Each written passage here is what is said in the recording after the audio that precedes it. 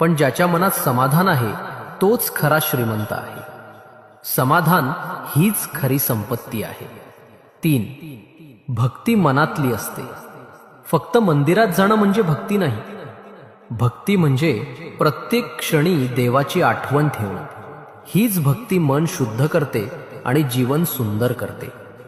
4. राग मनाला जाळतो. राग दुसऱ्याला नाही, तुलाच जाळतो. रागाने सुख नाही मिळत, दुःखच वाढतं. म्हणून संयम आणि शांतता या 2 गोष्टी जपा. 5. दान निस्वार्थाने करा. दान हे नावासाठी नको, ते मन शुद्ध करण्यासाठी असतं.